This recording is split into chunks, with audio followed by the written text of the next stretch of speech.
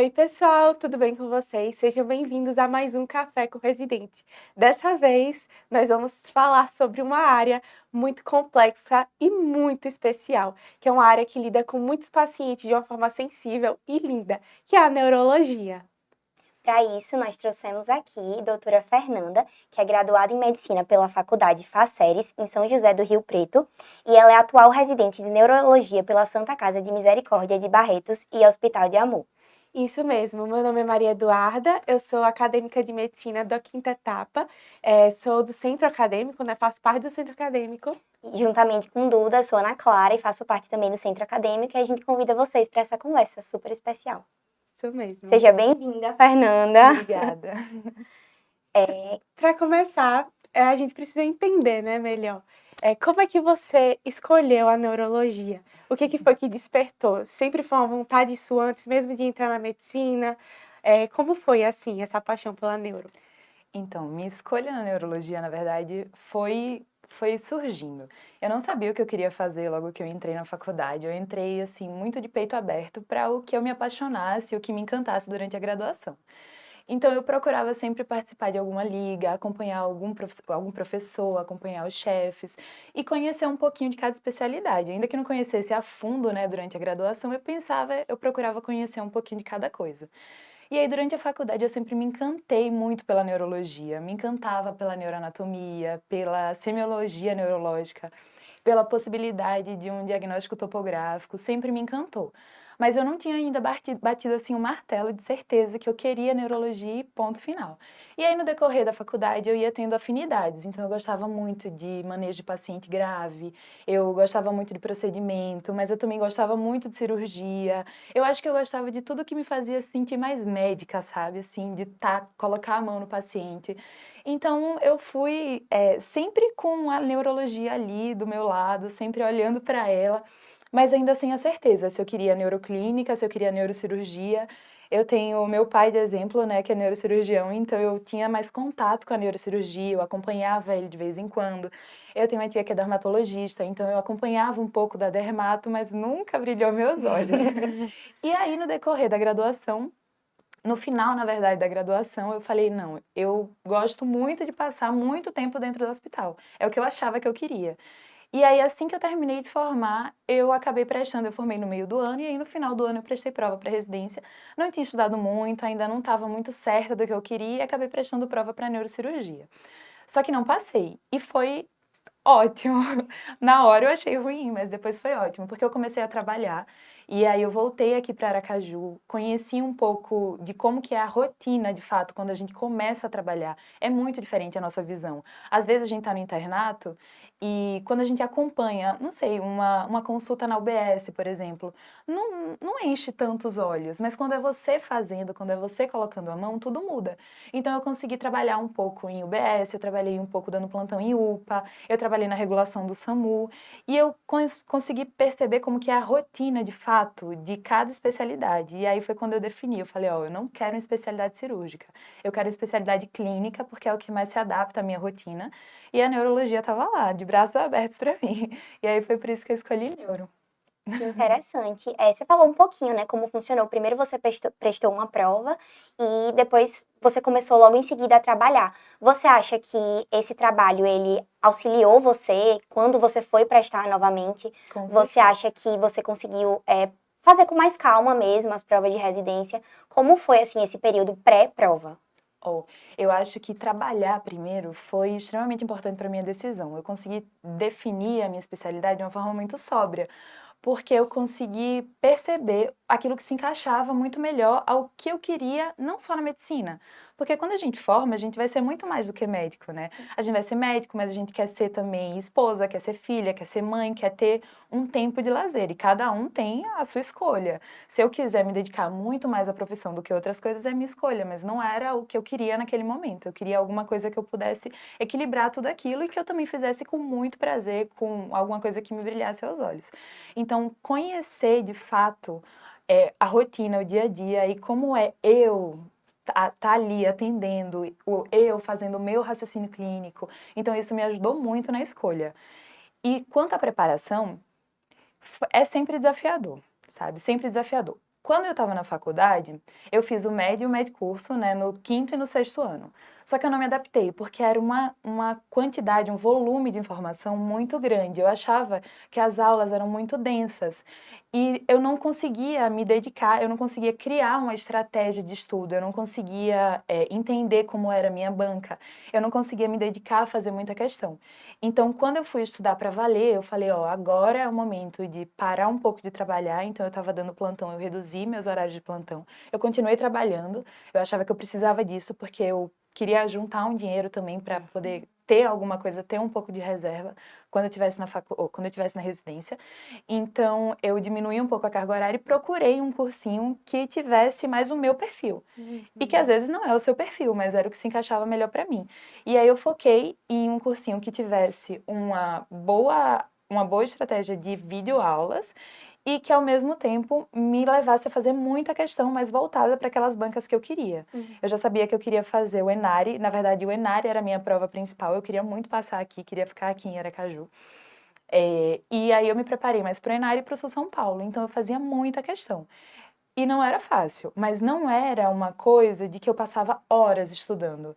Eu tinha aquele objetivo, eu preciso fazer tantas questões que eu tenho separadas para hoje, eu preciso estudar tantas aulas que eu tenho separadas para hoje, e eu preciso responder tantos flashcards que eu tenho para hoje. Às vezes não dava. E aí aquilo que eu não dava, a própria plataforma conseguia redistribuir para os outros dias. Então eu precisava ter aquela constância, aquele compromisso. Às vezes você não quer fazer, mas eu fazia sem querer mesmo. Às vezes eu chegava do plantão, por exemplo, cansada, e aí eu deitava na cama com um olho só e ia respondendo os flashcards e as questões, mas eu fazia, sabe? E eu acho que me ajudou muito. Entendi. Que bacana todo esse processo, né? E agora você está vivendo o propósito, né? Uhum. Então, como é que é o dia a dia, assim, na sua residência? Você tem vivido tudo que você realmente sonhou? Todas as vezes que você ia ali cansada, estudar, abrir o flashcard para responder, tá valendo a pena? Como é que tem sido o processo da Vale, residência? vale muito a pena. É também um novo desafio, né? Eu acho que todas as nossas etapas de formação são um desafio, desde a faculdade, o estudo para a faculdade, o estudo para a residência e a residência em si. Mudar de cidade já foi um desafio. Uhum. Quando eu prestei prova, eu não queria ir para uma cidade muito grande, então eu já prestei prova pensando para onde eu ia, então eu não queria ir para São Paulo, eu escolhi ir para Barretos, que era um interior super desenvolvido. Eu conversei com outros residentes que faziam lá também, me deram ótimas recomendações. E aí eu entrei de cabeça, né? E no primeiro ano, a residência de neurologia é acesso direto, a gente entra já direto para neurologia, são 3 anos, e no primeiro ano a gente tem clínica médica. Cada serviço tem uma divisão diferente, nem todos os serviços são iguais. Mas tem que ter pelo menos 6 meses de clínica médica no R1 e depois a gente entra na neurologia. No meu serviço tem um ano inteiro de clínica médica, que é o R1. E é o ano mais puxado. A carga horária são 60 horas semanais. Só que às vezes passa um pouco disso, a depender do estágio que você tá, outros são um pouco mais tranquilos, mas no geral é bem denso. E te puxa muito, né? Você se cobra muito mais, porque ali você já é médico.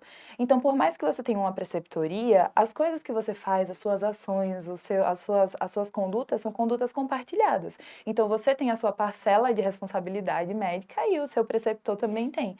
Então, eu acho que o maior desafio é você saber lidar com essa dupla responsabilidade, sabe? De estar com o paciente, que é seu e ao mesmo tempo é do outro. Mas tem sido uma experiência fantástica. É um crescimento muito grande, é um conhecimento muito grande, que você entra com um outro olhar, é diferente de quando você está na faculdade. Você tem um olhar curioso, assim, na questão de... Você já sabe quais são os seus pontos fracos, e aí você vai melhorar aquilo, sabe? E aí, conciliar tudo isso também com a família. Eu casei, meu marido está comigo, então tem toda uma nova rotina. Fora que, enquanto você está na residência, você também está trabalhando, então tem toda essa carga horária. Mas é muito gratificante, vale super a pena. E você acha assim que você citou que casou, se mudou de cidade. Você acredita que é possível um residente de neurologia ele conseguir ter uma vida pessoal, ter um momento para sair, um momento para desopilar, viajar, voltar para ver a família? Então, como é que você acha que funciona esse equilíbrio entre a residência e a vida pessoal? Ó, eu acho que não é não só possível, como necessário. A gente precisa dar um jeito. Eu brinco com minha mãe que tudo é uma questão de prioridade, né? O tempo é corrido, é muito corrido, mas tem que priorizar algumas coisas.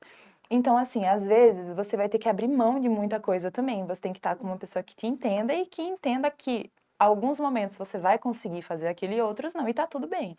Então, assim, eu confesso que no meu primeiro ano eu não conseguia muito bem conciliar todas as coisas. Então, por exemplo, eu não conseguia tanto ir na academia, eu não conseguia ter uma rotina tão saudável, eu não conseguia ter muito tempo livre não de estar no hospital, porque quando a gente está fora do hospital, a gente está estudando para alguma coisa do hospital, a gente está montando aula.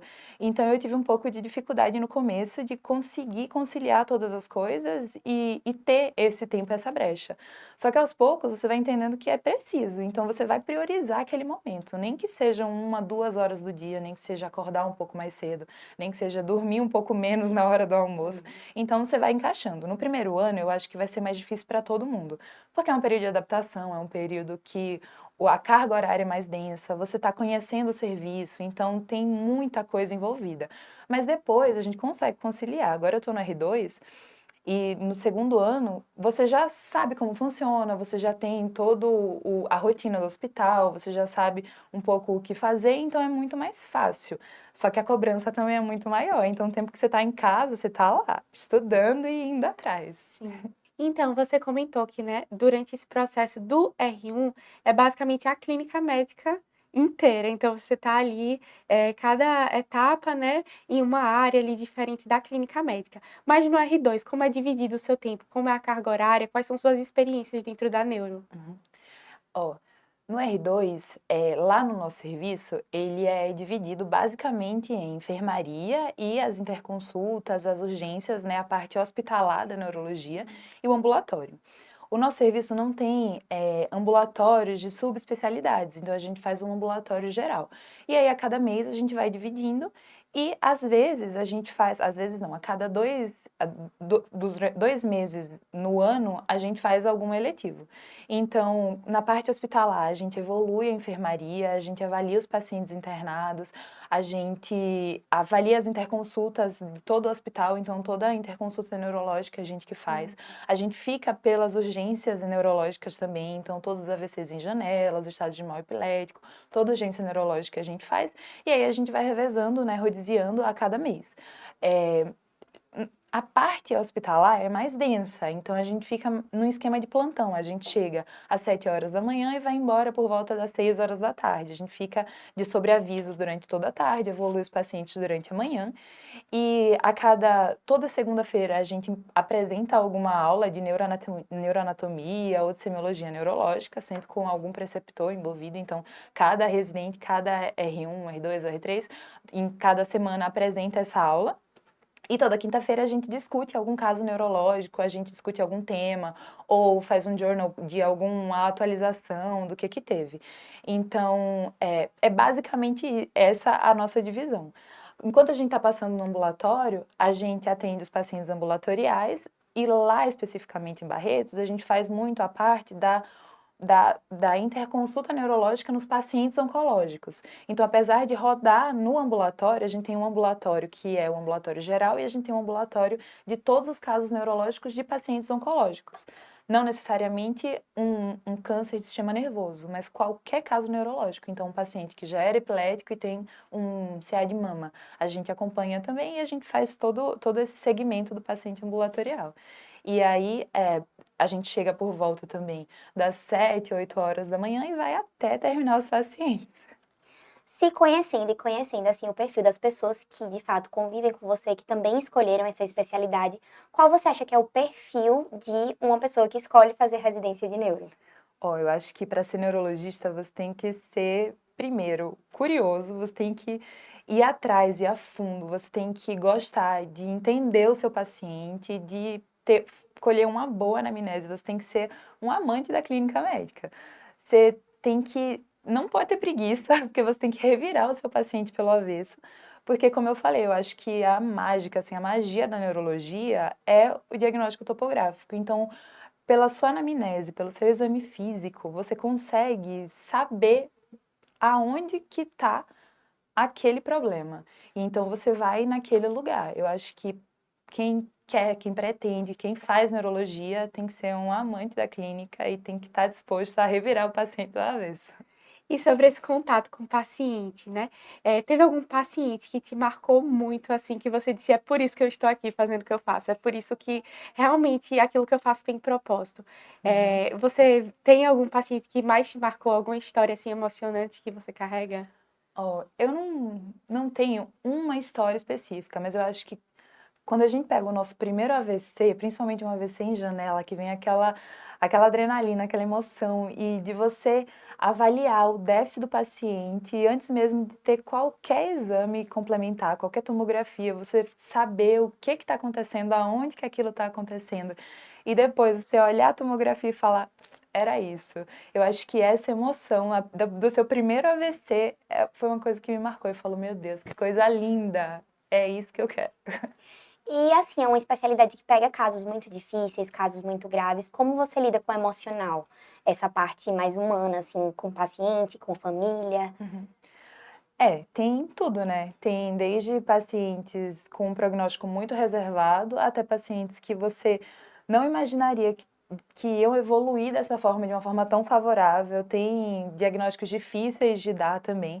Mas eu acho que quando você faz qualquer coisa, na verdade, com propósito, com amor, com carinho, com dedicação, com respeito, respeito ao paciente, respeito ao familiar, você consegue não, nem sempre eh, esquecer nem diminuir o sofrimento, mas você consegue acolher de uma forma que aquele sofrimento fica menor, digamos, naquele momento pelo menos. Então, você se colocar à disposição, você se colocar como um apoio para aquela família, faz com que você veja o sofrimento de uma forma diferente. E não é que acostuma, não acostuma com um diagnóstico ruim, não tem como você dar um diagnóstico de algo que tem um prognóstico reservado de uma forma leve, sabe? Mas eu acho que o cuidado que você tem, o acolhimento que você tem com o paciente faz com que as coisas fiquem mais fáceis. Entendi, que bacana. E sobre o futuro, assim, da neurologia, tem alguma subespecialidade que você se interessa? Você pretende fazer algo? O que que mais te encanta, assim, talvez futuramente? Quais são as possibilidades, independente do que você vai fazer ou não, Uhum. enfim, quais são as possibilidades para uma pessoa que é residente, né, e que vai se especializar na neurologia? Ó, a neurologia tem desenvolvido muito rápido ultimamente. Então, tanto em questão de exame complementar, quanto descoberta de novos diagnósticos, eh, novos tratamentos para controle de sintomas e até para melhora de prognóstico mesmo. É uma coisa que é crescente. Principalmente, eu acho que atualmente na parte de neurovascular, então questão de AVCs, tempos, janelas e possibilidade de trombólise, trombectomia, está tudo avançando muito rápido. Quanto em tratamento, por exemplo, imunomediado, doenças neuroimune. Então, está tudo evoluindo de uma forma muito rápida. Eu acho que a neurologia de hoje é muito diferente da neurologia de 15, 20 anos atrás. Você vê um neurologista com uma gama muito maior de possibilidades terapêuticas, diagnósticas, sabe? E até de reabilitação. Então, é uma crescente. Eu acho que a neurologia só tem a crescer nos próximos anos. E quanto às áreas de atuação da neurologia, também tem uma gama muito grande atualmente. Então, as principais subespecialidades da neurologia hoje são, por exemplo, a neurovascular, que fica responsável pelos AVCs, pelas tromboses venosas cerebrais, pelas malformações, pelas vasculites, faz Doppler transcraniano. Então, tem essa área da neurovascular. Tem a cefaliatria, que cuida das dores de cabeça em geral. Tem a parte de epilepsia, que faz todo o manejo da epilepsia, faz os eletroencefalogramas, eletroencefalograma. Tem a neuroimunologia, que eu acho que é a área que está, assim, em ascensão atualmente mesmo, que cuida das esclerose múltiplas, que cuida de todas as doenças que têm uma interface muito grande com a reumato também, então neurolúpus, neuro-BC, todas as doenças mielinizantes e imunomediadas. Tem a neuro, os distúrbios de movimento e cognição, que cuida dos tremores, dos parkinsonismos, das coreias, de todo o submovimento e das demências também. Essa área me encanta, é o que eu tô ali paquerando fazer, quem sabe. Tem a neuromuscular também, que cuida de todas as neuropatias periféricas, das distrofias. Então, tem uma gama enorme de subespecialidades e que também estão cada vez mais desenvolvidas. Muitas pessoas pensam assim, fazer residência fora de Sergipe. Você aconselha? Você acha que a neuro fora é uma experiência diferente daqui? Você comentou que tinha vontade de fazer aqui, né, por conta da família. Mas você acha que foi uma boa escolha? Como está sendo essa nova fase? Eu não conheço a fundo o serviço de neurologia daqui, porque eu formei fora, eu passei pouco tempo aqui, então eu não consigo dizer com riqueza como que funciona aqui. Mas eu vejo que no estado de São Paulo, como um todo, a gente tem um acesso a tecnologias que a gente não tem tão fácil aqui no Nordeste. Chega, tudo chega, vai chegando aqui, mas chega depois. E ninguém que vai fazer aqui vai ficar atrasado em relação a quem está lá. É só ir atrás e buscar, especializar, ir atrás de tudo que tem de novo.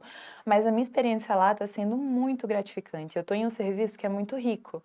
Então, o Hospital de Amor, que é o Hospital de Câncer lá de Barretos, ele tem uma gama enorme de tratamentos e eles fazem parte de vários estudos. Então, a gente consegue fazer parte também de toda essa inovação tecnológica de tratamento, de diagnóstico, de exames.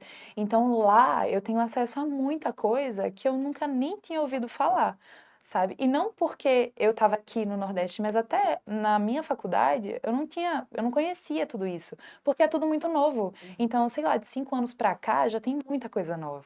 Então, a minha experiência fora está sendo muito boa. Mas eu acho que depende também de cada pessoa, de o quanto você está disposto a abrir mão, de sair de casa, se você tem essa possibilidade de se sustentar fora, porque quando você está na residência, por mais que você consiga trabalhar por fora, não dá para trabalhar tanto, porque tem sempre aquela questão da carga horária da residência e a carga horária que sobra, né, para trabalhar. Então tem muita coisa envolvida. Acho que aqui não deixa nada aquém de quem está fazendo fora. E é uma questão de preferência mesmo. Eu queria muito ficar aqui porque eu queria estar perto da minha família, eu queria conhecer a fundo, eu quero voltar para cá depois. Mas ter ido para lá foi uma boa surpresa, foi uma boa experiência. Que bom. E para as pessoas que desejam também, né, fazer essa residência, que desejam se especializar na neurologia, o que que você acha que essa pessoa tem que ter? O que que você acha, qual conselho, assim, que você deixa, é o conselho final que eu daria esse conselho para mim, assim, se eu pudesse voltar no tempo, qual o conselho que você deixa para essas pessoas? Eu acho que quem tiver uma brechinha assim para fazer neurologia tem que ir fundo, que é uma especialidade linda. Tem que ser um amante mesmo da clínica médica, tem que estar disposto a estudar muito, mas também a se doar pelo que faz. Tem que gostar de colocar a mão no paciente, de fazer um bom exame físico, de colher uma boa anamnese. Eu acho que uma anamnese, um exame físico e uma ressonância, talvez, já resume o neurologista. Mas é uma pessoa que tem que amar o que faz e que tem que ser um médico antes de qualquer coisa, tem que ser um bom médico. Então, que tenha uma boa base. Então, quando estiver na faculdade, aproveite cada etapa, não pule as etapas. Se você está no ciclo básico, aproveite o ciclo básico. Saiba como fazer uma boa anamnese, saiba como avaliar o seu paciente, saiba como se portar na frente de um paciente, como examinar, como fazer um exame físico, aprenda toda a semiologia, porque uma especialidade, ela tá ali mais em contato com aquilo, mas ela tem pacientes que têm outras comorbidades, de outras especialidades. Então, você sempre vai ver um paciente como um todo. E às vezes você vai receber um paciente como uma suspeita de um caso neurológico que não é neurológico. E você tem que saber para onde mandar esse paciente. E o que que é? Se não é alguma coisa minha, o que que é? Para quem eu mando? Então, antes de tudo, primeiro, seja um bom médico, seja um bom humano, seja uma pessoa que gosta do que faz e que faz com prazer. E depois, se você gostar um pouquinhozinho da neuro, já vem. Fernanda, foi ótima a nossa conversa. Muito obrigada pela sua participação. Eu tenho certeza que as pessoas que pensam em neuro ficaram com os olhos brilhando e vão continuar pensando, né? E é isso. Muito, muito, muito obrigada. Muito obrigada. Eu também amei, obrigada. Tchau, tchau, pessoal. Tchau. Esperamos vocês nos próximos episódios.